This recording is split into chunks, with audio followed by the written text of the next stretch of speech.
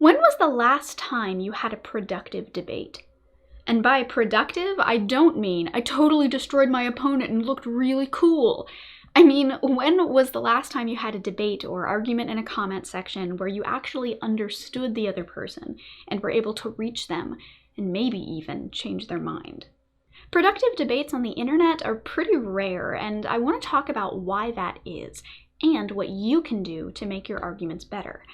Now, I've talked before on this channel about how to argue with conspiracy theorists and about how narratives can help us convey complex ideas, but today I want to ignore those big concepts and instead focus on some specific tools you can use to actually have productive arguments. With that out of the way, let's jump in, shall we?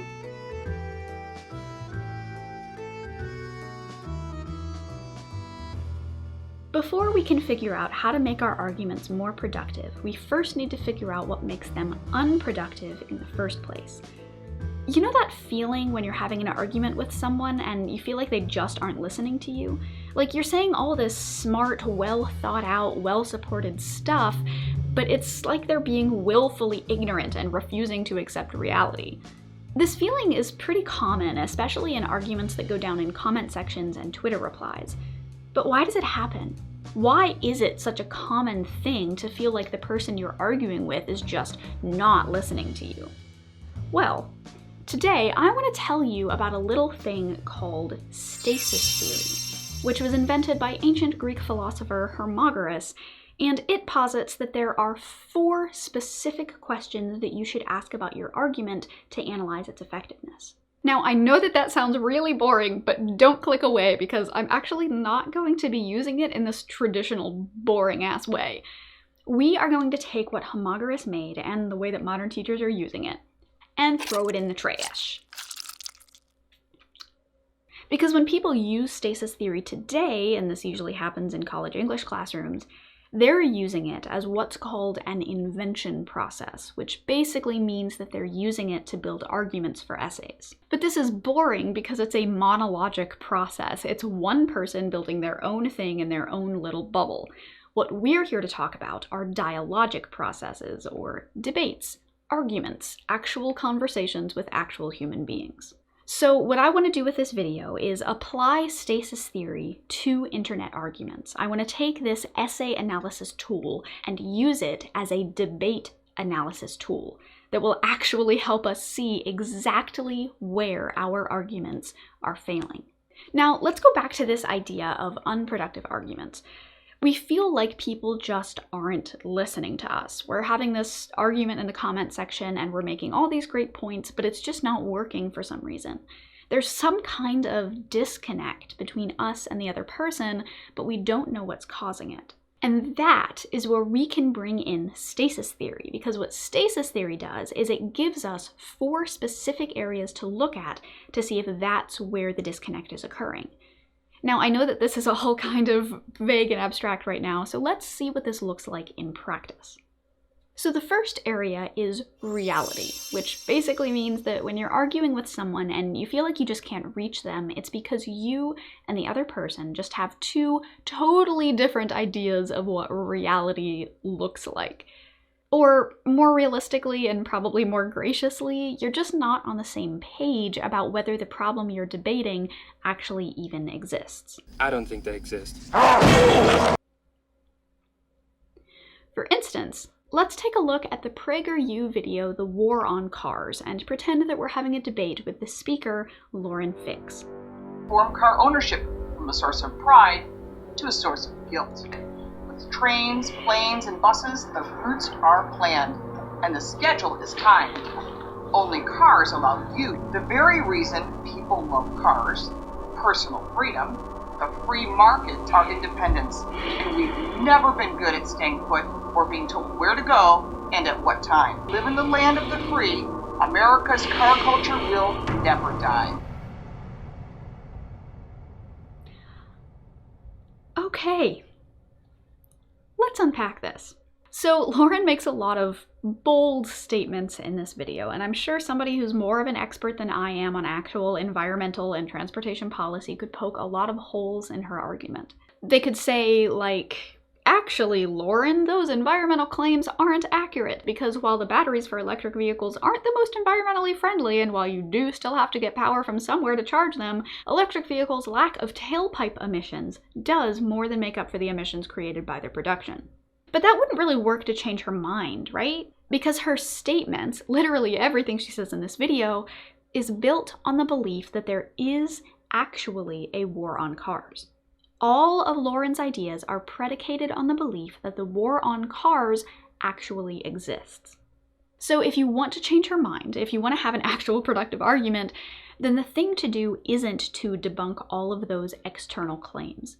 What you need to do is dig down to the heart of her argument. You need to find what her view of reality is underneath all those other claims, and then debunk that.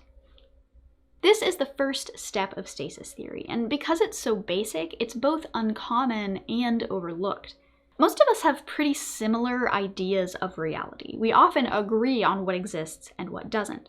But because we often agree on this, we also often forget to take a step back and ask ourselves if the person we're arguing with holds the same basic assumptions that we do. Like, if you're arguing with your weird aunt about what to do about climate change, and she says, well, I don't think we should be taking these drastic measures, and you're getting really frustrated with her, stop, take a moment, and ask yourself, does she even believe climate change exists? And if the answer is no, then the question of existence, is where you need to start your debate. The next step in stasis theory is definition. So if you've determined that in this argument you're having, you and the other person do agree that whatever problem you're talking about does in fact exist, then the next step is to see if you agree on the details of the situation. To see what a problem of definition actually looks like, I want to check out another PragerU video. This one is called Why I Left the Left by everyone's favorite ex-comedian Dave Rubin, and in this video, regardless of how you feel about Dave Rubin or his beliefs, there's one thing that you definitely need to examine before watching it or interacting with his claims. What does he mean by the left? Now, I'm not going to show this whole video right now. If you want to see me go through it in detail, and if you want to see my full criticism of the War on Cars video too, then come join my Patreon where you can get access to this extra content and some new behind-the-scenes stuff that I've started doing. Throughout the video, Rubin talks about all the bad things that the left believes. Well, sort of. See, what he actually does in this video is talk about progressives and what he believes they believe. Things like banning speakers whose opinions you don't agree with from college campuses, prohibiting any words not approved of as politically correct, and putting trigger warnings on books, movies, music, anything that might offend people. We have to use this take now. And sure, you could argue with him that these things aren't happening, or that these things aren't bad, or any number of other things. But that wouldn't actually get to the core of the problem, because the core of the problem is that these things aren't left. Throughout this whole video, Rubin conflates leftist with progressive, and he never actually stops to define what left actually means to him. His definition of left isn't inaccurate, it's not even there. This kind of thing is bad because while it is possible he's assuming his audience has the same definitions as him, the problem comes when he starts arguing with people who don't necessarily have the same definitions as him. Because when you're trying to move forward or explain things, you need to be starting from common ground. You need to know exactly who or what you're talking about. And this is part of why lists like these are so nefarious, because they're taking advantage of a miscommunication of definition. With these kinds of translations, the author is poisoning the well, telling you what other people mean when they say things, without any actual evidence to back that up. They're saying, hey, this definition that you thought you knew, it's a lie, you're wrong, you're being lied to. Or, this person you thought you were on the same page with, they're lying to you, they're trying to trick you, here's what they are actually saying to you. Don't look at me like that. I just can't get over his belly. Look at this belly. Look how good this belly is. And of course, their definitions still aren't in line with how people are actually using these terms, because everything James Lindsay does is a bad faith grift, but that is neither here nor there. Problems of definition aren't super common, but it's still important to be able to recognize them when they do happen. So anytime you're in an argument with someone, thank you for doing this while I'm filming. Can you lick your butt at another point? So anytime you're in an argument with someone, it's always good practice to share how you're defining the terms you're using, just to make sure that you and your opponent are on the same page. The next step is quality, where your argument is stuck on the question of, is this thing good or is this thing bad?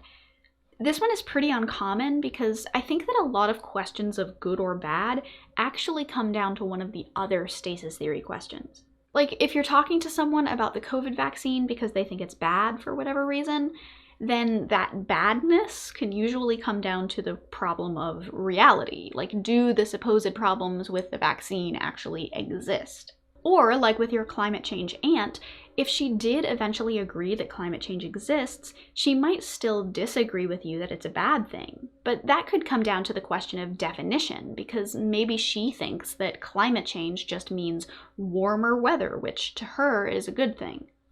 But one way we can think about the problem of quality is as less of a question of, is this thing good or bad, and more of a question of, how good or bad is this thing?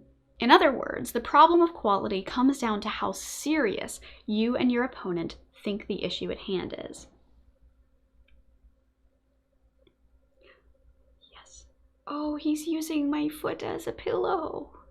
Oh. Because even if your aunt did believe that climate change had some negative effects, she might think that those effects aren't that bad that we need to take any drastic action, or she might think that the negative effects won't happen for hundreds of years, so she doesn't think we need to worry about it right now. Either way, your argument would now be stuck on the question of quality. Anyway, while it is still important to be able to identify problems of quality, they're not quite as common as some of the other stasis theory problems, so I'm not going to spend a ton of time on it, so let's move on. The final part of stasis theory is the problem of policy. Now, this one is the most common and the easiest to spot because this is actually where most of our arguments take place. Most of our discussions and debates are about what to do about something, and this is where the problem of policy comes in. Once you've come to agree that a problem exists, and once you've nailed down the details and you know that the problem is bad and needs solving, you then have to figure out how to solve it. And like I said before, this is the level that most of our arguments happen at. But because most arguments happen at this level, that means that most issues or most areas where there's some kind of disconnect between you and the other person happen at the other three levels. So even if you think that you're having a debate about what to do about, I don't know, tax reform, then you might not actually be able to get anywhere because you two aren't on the same page about reality or the specific details of the situation or how serious the problem is.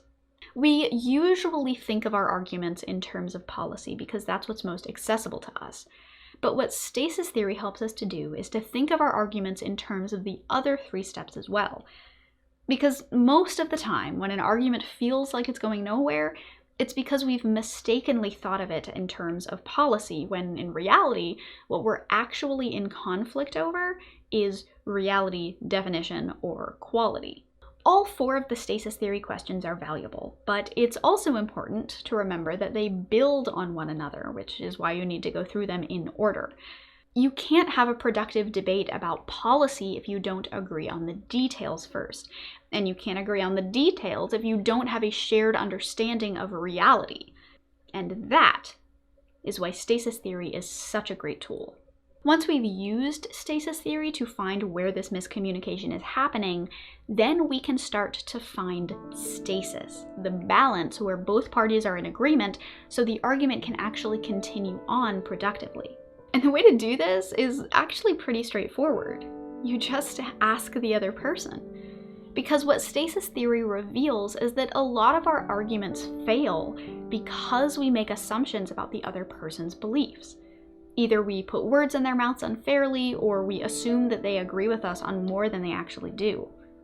Either way, when we find out that our arguments are stalling out and we feel like the other person just isn't listening to us, we need to stop, take stock of what has been said so far, and start to think more critically about not just what our opponent believes, but why they believe it. In other words, go back through the stasis theory questions like a little checklist and measure your opponent's statements against it. What do their statements reveal about what they believe reality is? What do they reveal about the definitions that they've been using for certain terms? What do they reveal about how seriously they're taking certain problems? Once you've done that and you think that you have a good idea of which area is causing the disconnect, then you can start to ask them specific questions relating to that area. For instance, if you were talking to someone about gun control and school shootings, but they seem to believe that it's really not that big of a deal and you're just utterly confused by that, then you might want to go back through and analyze what they believe, because maybe your argument isn't working on them because they believe that most school shootings have been false flag events.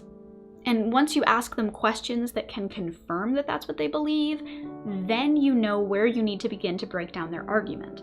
And that is when you can have an actually productive discussion, conversation, whatever the words are.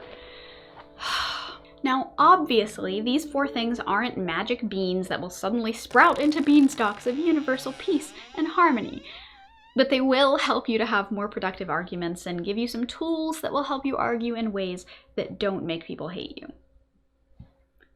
Oh goodness, Desmo. What I think is the coolest thing about stasis theory is that once you know about it, you start seeing it everywhere. Seriously, I think that most every argument can be broken down into one of the stasis theory categories. Only women should be allowed in women's restrooms. This is a problem of definition. I see trans women as women, but they don't. We need to limit welfare. This is a problem of quality. Progressives see welfare as helpful to folks in poverty, but conservatives see welfare as damaging because it prevents people from learning to support themselves. We need to limit welfare because people take advantage of it. This is a problem of reality.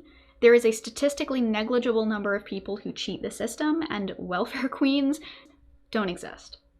Pro-choice people want to kill babies.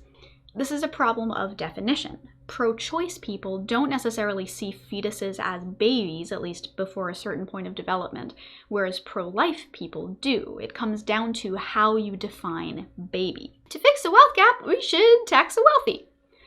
This is a problem of policy. You might believe that the wealth gap exists and is a problem, but you might think that there are other solutions to fixing it. I genuinely believe that pretty much any argument can be broken down this way. And once you start to see it, it is everywhere. It is such a useful tool, and that is why it should be in your argumentation arsenal. All right, thanks for watching. If you liked this video, then hello, Charlie the editor? Oh, we're titling the video How to Argue on the Internet and Win? I haven't talked about that at all. No, I thought that this was about how to have productive debates and have useful conversations where you actually listen to the other person and... Oh. Okay. Well, in that case... Listen, do you want to win your arguments? Well, if your goal is to beat the other person and make yourselves look really cool and smart, then just forget everything that I said in the past 19 minutes. Just ignore my advice. Just ignore it. Because if you use this method to identify miscommunication and assumptions, then you might end up seeing that you're the one who's actually in the wrong. If you want to win arguments, there are lots of sneaky little rhetorical tricks you can pull, like playing with logic and making different kinds of appeals and overwhelming your opponent with lots of statistics, or even just talking really fast, looking at you, beep, beep, beep. And those are all great ways to argue with people and destroy them. But before you go out and do that, stop for just a second and think about what you think the goal of arguments should be. And if you think that they should be about destruction, then great, go out and destroy, you little monsters. But what I believe is that arguments should be about communicating and discovering truth together. So if you want to do that, if you want to work with folks to figure out how we can all move forward together, then the first step is making sure that you're all on the same page. Because understanding is the most important ingredient in conversation, and conversation is the best way to change hearts and minds.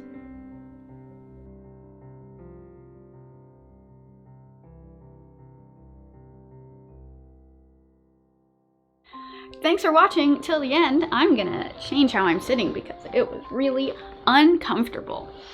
I really enjoyed indulging my English professor roots with this one. Ow. So if you liked this video and want to see more things like it, be sure to like and subscribe and comment down below to let me know that you want more videos like this. I could seriously do this kind of like, you know, lecture-y, rhetorical stuff as much as you all want. I'm super into it. I really enjoy that kind of thing.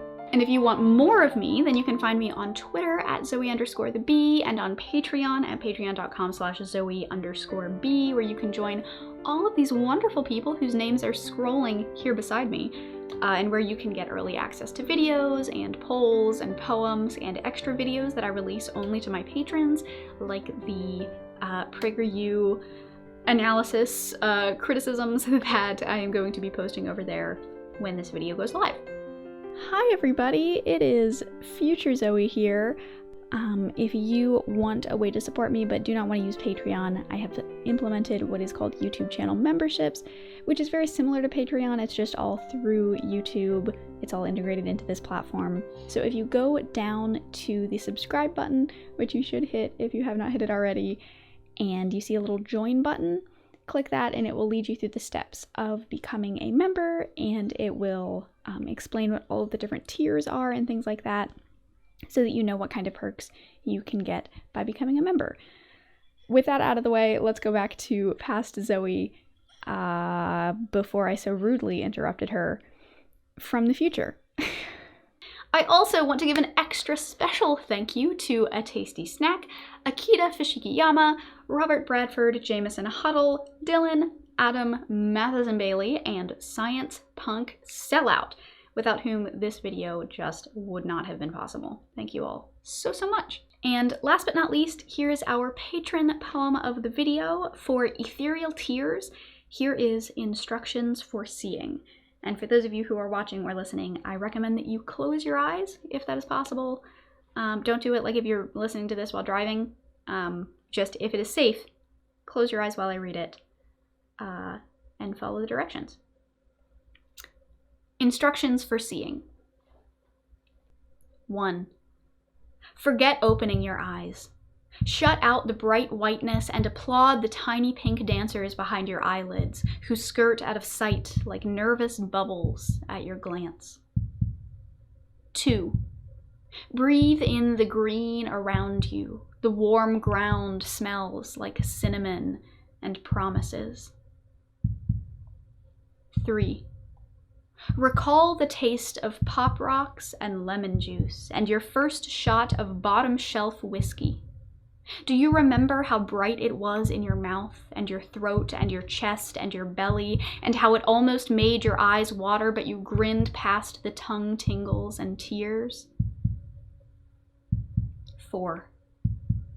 Listen for your heartbeat. That sound inside your chest is spoken in the language of the universe, and it means you are alive and you are here, and there is so much you can do and be and feel and find and love out there. Do you hear that? That is the miracle of you. 5. Open your eyes.